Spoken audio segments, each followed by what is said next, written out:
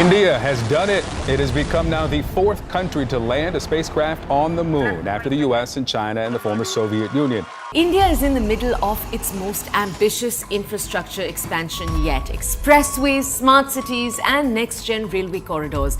The government betting big on infra to drive economic growth. While much of the world was busy tracking China's every launch and NASA's headline-heavy missions, India moved differently. No countdown spectacle, no global press tour, just a quiet rocket lifting off from the East Coast, carrying years of pressure, memory of failure, and something far more dangerous than ambition, discipline. On July 14, 2023, an LVM-3 rocket rose from Sriharikota carrying Indian Space Research Organization's most scrutinized mission yet. What sat on top wasn't designed to impress the world. It was designed to finish a job left unfinished. Chandrayaan-3 wasn't a comeback story framed for inspiration. It was a correction. 4 years earlier, Chandrayaan-2 had failed in the final moments of descent. The lander lost control just kilometers above the lunar surface. Many countries would have buried that moment under committees and excuses. India did it. Engineers broke the failure apart line by line, sensor by sensor. Every assumption was questioned, every shortcut removed. What emerged wasn't a redesigned spacecraft, it was a redesigned mindset. When Chandrayaan-3 touched down near the moon's south pole, it wasn't just a landing, it was the first time any nation had reached that region successfully. The location wasn't symbolic, it was strategic. Permanently shadowed craters near the South Pole are believed to hold water ice, a resource that changes everything. Water means oxygen, fuel, sustainability. The difference between short visits and long-term presence beyond Earth. Landing there is brutally hard. Uneven terrain, minimal sunlight, communication windows that don't forgive hesitation. Chandrayaan-3 handled it because it was built to expect the worst. Improved hazard detection, better altimeters, engines that could throttle precisely instead of committing too early. The system didn't rush the surface. It waited until the moment was right. Then came the number that stunned engineers more than the landing itself, roughly $75 million. That was the total mission cost. For comparison, recent deep space missions from NASA run into the billions. This wasn't about cutting corners, it was about refusing excess. ISRO builds incrementally, reuses what works, and avoids complexity unless it earns its place. No gold-plated components, no mission creep, just reliability. India's entire space program runs on an annual budget that would barely register inside NASA's accounting system. Yet India launches satellites for dozens of countries, operates its own navigation system, and now lands spacecraft where no one else has. This approach is often labeled jugaad, but that word misses the point. This isn't improvisation, it's restrained scale. Chandrayaan-3 also exposed something bigger. Nearly every major component was built domestically. Public and private firms supplied propulsion systems, electronics, software, and structural hardware. The lander was tested until failure stopped being a surprise. By the time it launched, it had already survived conditions harsher than the moon itself. And this wasn't the end of the story. It was a proof point. Human spaceflight is next. Reusable launch vehicles are already being tested. A space station is on the roadmap, not to plant flags, but to secure a place in a future space economy, expected to be worth trillions. India didn't announce dominance. It demonstrated capability, quietly, efficiently, and without asking for attention. And if a country can land on the moon for the price of a blockbuster movie, the real question isn't what it's doing in space. It's what happens when that same discipline is applied back on Earth.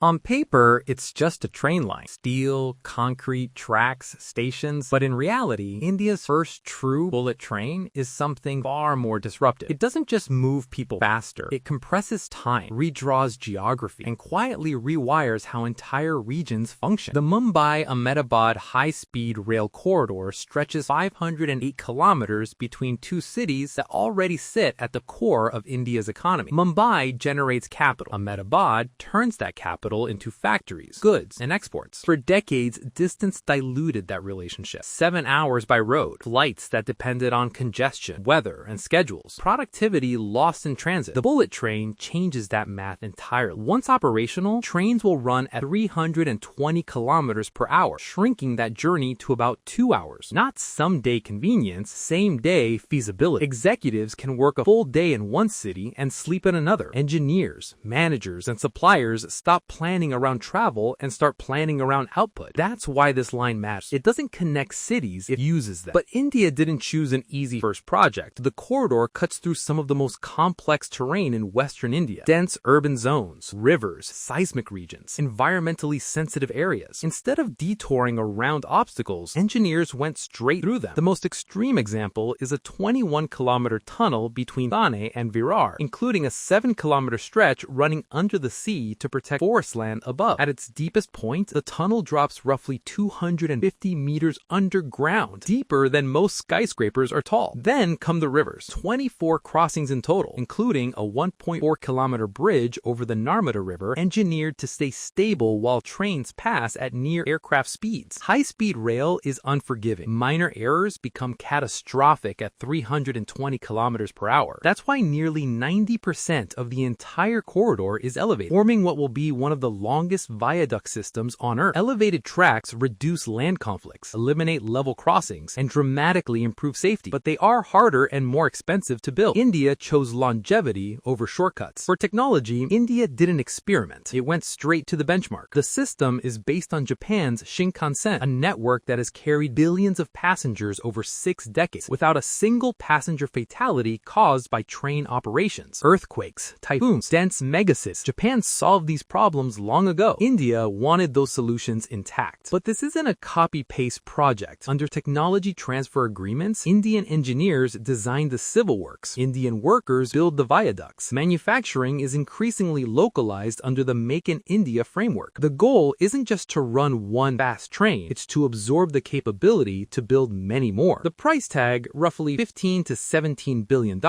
sounds enormous until you look globally. Comparable high-speed corridors elsewhere often cost significantly more per kilometer. India is learning fast, adapting faster, and lowering costs without compromising safety, a pattern that's becoming familiar. The impact won't be symbolic. Once fully operational, the corridor is expected to carry around 40,000 passengers per day, and this line is only the opening move. 6 additional high-speed corridors are already planned, intended to stitch together India's largest industrial and urban regions into a faster, more integrated economic map. Construction hasn't been smooth. Land acquisition disputes, delays, and cost pressures slowed progress, but by late 2025, more than 320 kilometers of viaducts were already standing. Stations were rising, and tunnel breakthroughs had been completed. The first operational segment in Gujarat is targeted for 2027, with full service expected by 2029. This isn't a prestige project. It's a rehearsal, a test of whether India can deliver ultra-complex infrastructure on time, at scale, and safely. And once speed collapses distance, something else inevitably follows. Capital starts to move differently.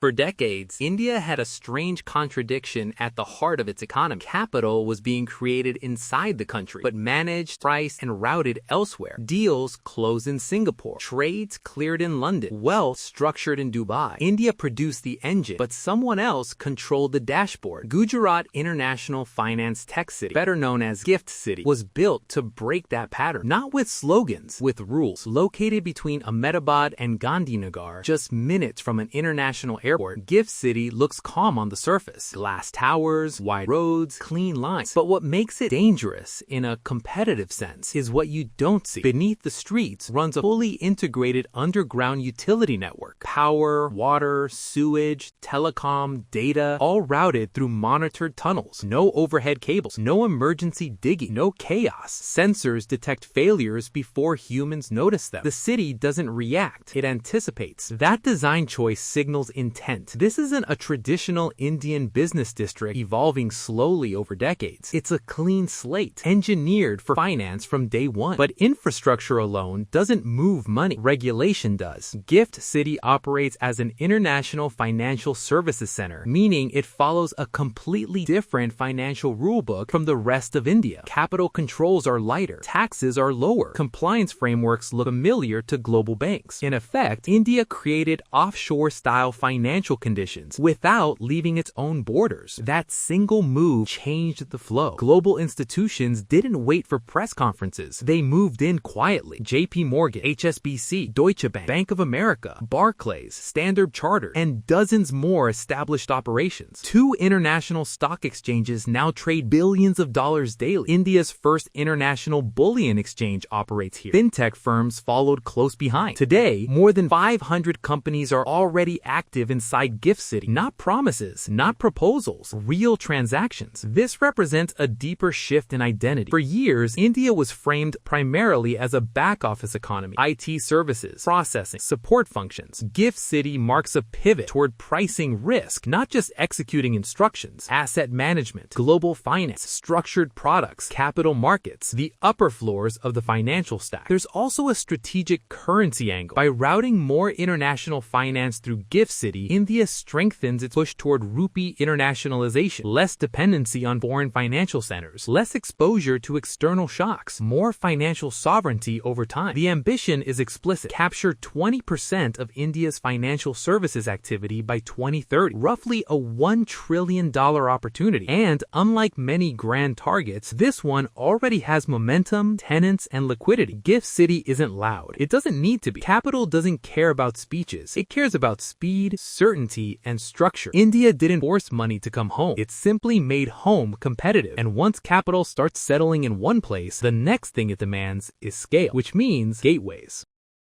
Every economy eventually hits a ceiling, not because it lacks talent or capital, but because it runs out of space to move. Mumbai reached that limit years ago. Lights stacked in holding patterns, runways operating beyond design capacity, delays becoming routine, not exceptional. Growth wasn't slowing, it was bottlenecking. India's answer wasn't an expansion, it was a second city-scale gateway. Navi Mumbai International Airport wasn't built on empty land. The land didn't exist. Engineers flattened entire hills and used millions of cubic meters of excavated earth to reclaim coastline from the Arabian Sea. Rivers were diverted, creeks were bridged. What emerged was more than 1,100 hectares of entirely new terrain, shaped deliberately for aviation. This wasn't construction, it was topographical engineering. After nearly 2 decades of planning and approvals, commercial operations began in late 2025, instantly turning Mumbai into the first Indian city with 2 international airports. Not a luxury move, a survival one. Mumbai is one of the most congested aviation markets on Earth, and its original gateway, Chhatrapati Shivaji Maharaj International Airport, had long been operating far beyond its intended limits. From above, the scale becomes undeniable. When fully completed, Navi Mumbai will feature 2 parallel runways, each stretching roughly 3,700 meters, long enough to comfortably handle the largest commercial aircraft in service. Wide-body jets won't be constrained here. They'll operate with margin. Then there's the terminal. Phase 1 alone delivers more than 700,000 square meters of terminal space, larger than some of the world's busiest airport terminals. The design, led by Zaha Hadid architects, draws inspiration from a lotus flower. But this isn't about symbolism. The geometry is functional, guiding passenger flow intuitively while reducing congestion at choke points. Technology is baked in, not added later. AI-powered baggage handling, energy-efficient systems, large-scale rainwater harvesting. Sustainability here isn't a feature, it's structural. At full build-out, the airport is designed to handle up to 90 million passengers annually. That's not incremental growth, that's a redefinition of capacity, and the impact is immediate. Phase 1 alone adds room for tens of millions of passengers, easing pressure on the old airport while giving airlines space to expand routes, schedules, and frequencies. But the real power of Navi Mumbai isn't measured in passenger counts, it's measured in gravity. The airport is being built as an aerotropolis, an airport-centered economic ecosystem. Cargo terminals, logistics parks, warehousing zones, hotels, convention centers, business districts. This turns the airport from a transit point into an engine. Goods move faster, exports reach markets sooner, logistics costs fall, time becomes predictable. For farmers and fishermen, it means direct access to overseas markets. For manufacturers, faster turnaround and lower shipping friction. For global investors, a cleaner, more efficient entry point into the Indian economy. Developed through a public-private partnership involving the Adani Group and public authorities, the project reflects a larger shift in thinking. Infrastructure isn't just supporting growth anymore. It's creating. An airport at this scale doesn't just move people. It pulls entire industries into orbit. And once goods and capital begin moving this efficiently, the next pressure point becomes impossible to ignore. Where do the most critical components of the modern world actually come from?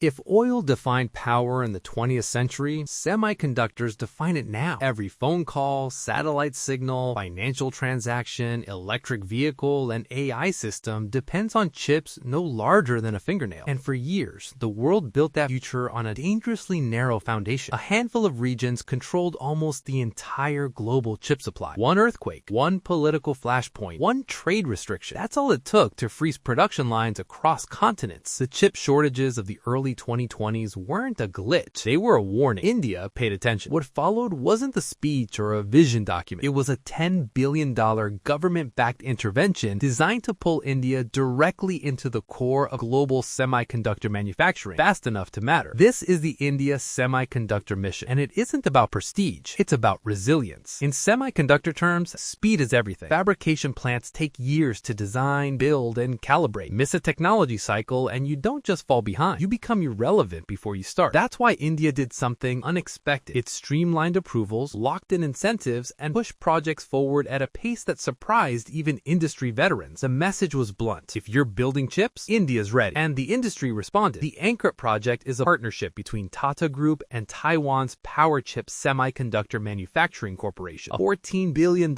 fabrication plant in Gujarat. This isn't a niche facility chasing cutting-edge height. It's designed to produce the most critical chips in the world. The ones used in smartphones, automobiles, industrial equipment, and consumer electronics. The chip's supply chains collapse without. Alongside it is CG Power's collaboration with Renesas Electronics, targeting automotive and industrial chips, the backbone of electric vehicles, smart grids, and factory automation. These are the segments expected to explode over the next decade. Then comes Micron Technology, investing $2.75 billion in an advanced assembly and testing facility also in Gujarat. This is where precision matters most. Chips are validated, defects caught, performance confirmed. It's the final gate before silicon enters the real world. Together, these facilities will produce billions of chips annually. But here's the part most people miss. India was already a semiconductor power, just an invisible one. Roughly 20% of the world's chip design talent works in India. Engineers in Bengaluru, Hyderabad, and Noida design processors for companies like Qualcomm, Intel, AMD, Nvidia, and Apple. The brains were already here. What India lacked was the factory floor. By moving from design-only participation to full-stack manufacturing, from silicon wafers to finished chips, India closes the loop. That changes everything. Supply chains shorten. Intellectual property stays protected. Domestic expertise grows, not just in software, but in material science, precision manufacturing, advanced testing, and process control. Universities are expanding semiconductor programs. Specialized training pipelines are being built. Entire supplier ecosystems, chemicals, gases, equipment, logistics are forming around the fabs. This isn't one industry moving in. It's an industrial layer being added to the economy. India's target is aggressive. Become a top 5 global semiconductor producer by 2030. Ambitious, yes, but no longer unrealistic. Capital is committed. Policy support is locked in. Talent already exists. And global demand is accelerating as AI, electric vehicles, defense systems, and automation push chip consumption to historic highs. More importantly, India's rise adds redundancy to a system that desperately needs it. A more geographically diverse chip supply doesn't just benefit India, it stabilizes the entire global economy. But chips don't move themselves. Factories don't operate in isolation. Production at this scale demands something even larger beneath it all. A system that can move goods, energy, and people without friction across an entire continent.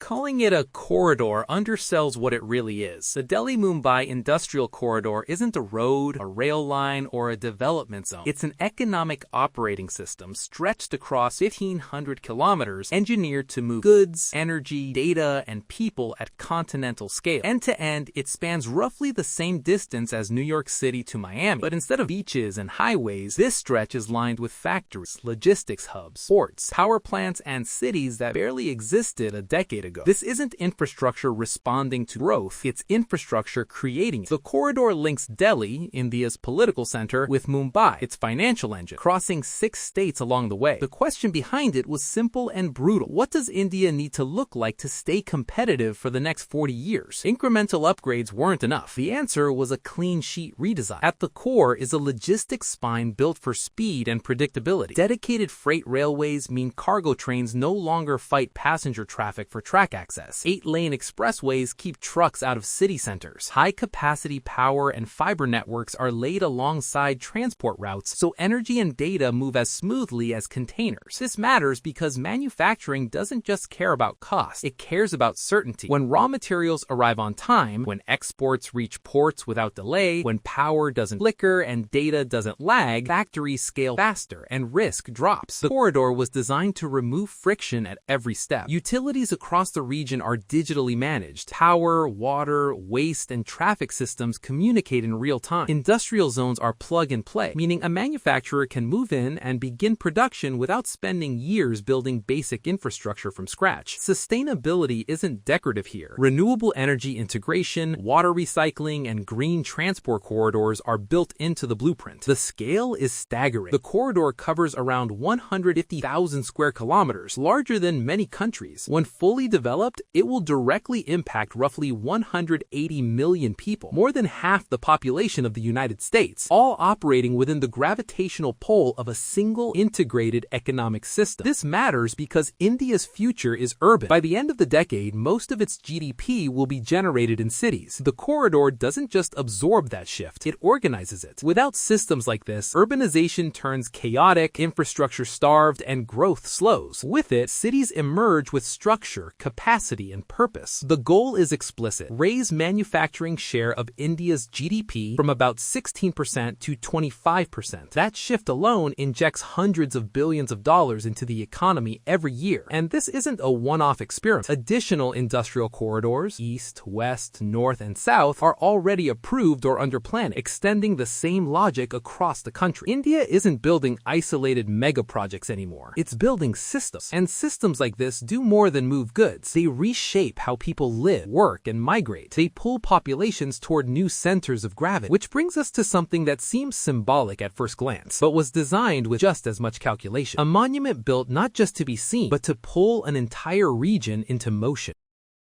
At first glance, it looks like pure symbolism, a giant figure rising out of a remote river valley, far from India's megacities and financial centers. But the Statue of Unity was never meant to be judged by appearance alone. It was designed to pull gravity. Standing 182 meters tall, it isn't just the tallest statue on Earth. It's taller by a margin so wide, it changes the comparison entirely. The Statue of Liberty reaches 93 meters. This one nearly doubles it. But height is only the headline. What matters is what India built around it. The statue overlooks the Narmada River, facing the Sardar Sarovar Dam, on a river island that had little economic relevance before construction began. Building here wasn't convenient, it was intentional. The site required new access roads, a 300-meter bridge, reinforced foundations, and civil engineering capable of handling seismic activity, high winds, and extreme temperature shifts. Inside the bronze exterior sits a steel concrete core designed to flex, not resist, a structure meant to last generations. But here's the part often missed. The statue itself is only the anchor. Surrounding it is a fully planned tourism ecosystem, a massive visitor center, museums, exhibition halls, landscape gardens, riverfront promenades, hotels, transport links, and public spaces designed to keep people there, not passing through. High-speed elevators run inside the statue's legs, carrying visitors to an internal viewing gallery at 153 meters, opening the entire valley below like a living map. The timeline tells you everything about intent. From groundbreaking to inauguration,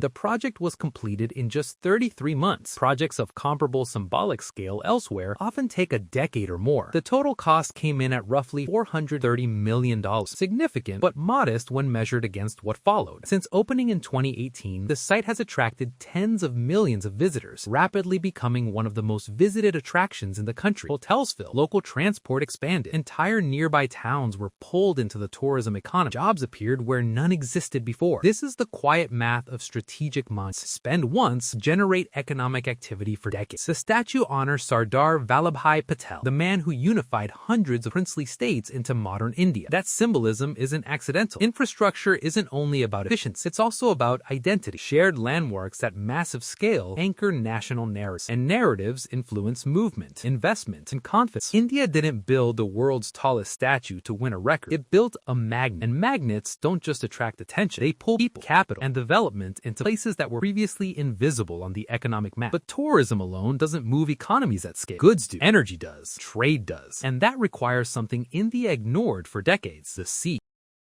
Every major trading power eventually learns the same lesson the hard way. If you don't control how goods enter and leave your country, you don't control your economy. For decades, India had the coastline, over 7,500 kilometers of it, but never fully used it. Cargo crawled inland by truck. Ports lagged behind global standards. Logistics costs quietly drained competitiveness. Sagarmala is the moment that logic flipped. Launched as a national rethink of maritime strategy, Sagarmala isn't a port upgrade program. It's a complete rewrite of how India interacts with the sea. Its name means string of pearls, and that's exactly what it is. A tightly linked chain of modern ports, logistics hubs, industrial zones, and shipping corridors stitched along India's entire coastline. The shift starts with scale. Instead of relying on a few overloaded megaports, India is building a distributed maritime network. Dozens of ports are being modernized, expanded, or built from scratch, each feeding directly into highways, rail lines, pipelines, and inland waterways. Cargo no longer bottlenecks at a handful of choke points. It flows. Take Jawaharlal Nehru Port, India's busiest container gateway. Its capacity is being doubled from about 5 million to 10 million TEUs annually. On the western coast, Mundra Port, already the country's largest private port, is expanding again, adding capacity equivalent to an entire mid-sized port in one move. On the eastern coast, Paradip Port is undergoing heavy mechanization, replacing manual handling with automated systems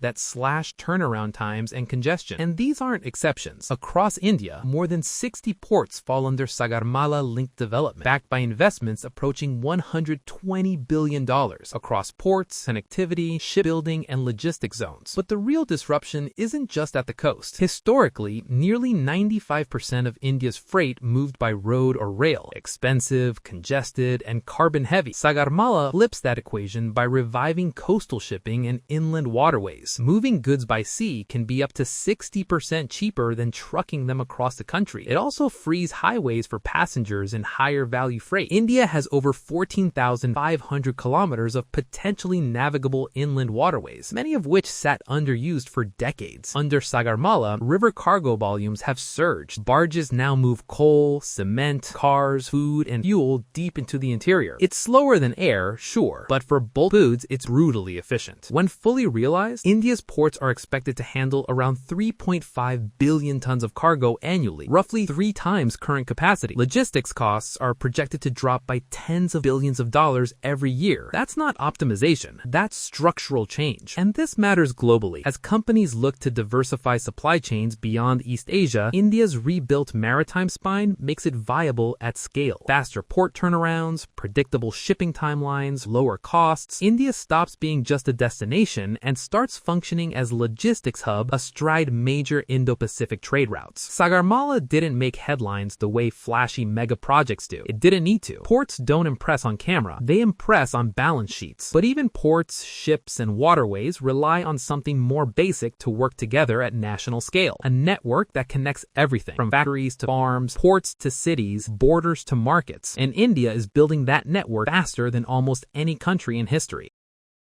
Every economic transformation eventually hits the same wall. Not demand, not capital, movement. How fast can raw materials reach factories? How quickly can finished goods reach ports? How easily can people move to where opportunity actually exists? For years, that was India's limiting factor. Bharatmala is the response. Scale to continental proportions. This isn't the road upgrade program. It's the largest highway rewrite in India's history, covering more than 80,000 kilometers of highways being built, built, expanded, or modernized. To grasp that scale, Earth's circumference is roughly 40,000 kilometers. Bharatmala lays enough road to circle the planet twice and keep going. But scale alone isn't what makes this extraordinary. It's the pace. India is currently building around 35 to 40 kilometers of highway every single day. That's not a projection. That's happening now. Over a year, it adds up to more than 13,000 kilometers of new roads, operating at a tempo that puts India in the same league as China during its fastest expansion years. This speed changes behavior. Projects that once dragged on for decades now operate on predictable timelines. Investors plan around certainty. Industries follow the asphalt. Entire regions wake up almost overnight. Bharatmala isn't about isolated highways slicing through empty land. It's built around economic corridors, 44 of them, designed to link factories directly to ports, cities to logistics hubs, farms to markets. Add to that coastal roads tying ports into inland trade routes and border roads built with both commerce and security in mind, and you get a system rather than a map. Here's why it matters. National highways make up only about 2% of India's road network, yet they carry nearly 40% of all traffic. Bharatmala attacks that imbalance directly, expanding capacity where congestion actually kills productivity. When completed, national highway connectivity will reach roughly 80% of India's districts, up from just over 40% before the program began. If Bharatmala has a flagship, it's the Delhi-Mumbai Expressway, stretching 1,380 kilometers. This is India's first fully access-controlled 8-lane expressway. Once complete, the drive between Delhi and Mumbai drops from about 24 hours to roughly 12, cutting an entire day out of the country's most important economic route. Under the surface, the engineering is just as aggressive. Major interchanges, dozens of bypasses that divert traffic away from congested cities, railway overpasses, and multiple tunnels drilled straight through difficult terrain. These aren't roads following old paths. They're greenfield corridors designed for speed, safety, and scale from the ground up. The payoff is where the story gets serious. India's logistics costs hover around 14% of GDP, nearly double what efficient economies pay. Bharatmala aims to cut that by 20 to 25%. That translates to around $100 billion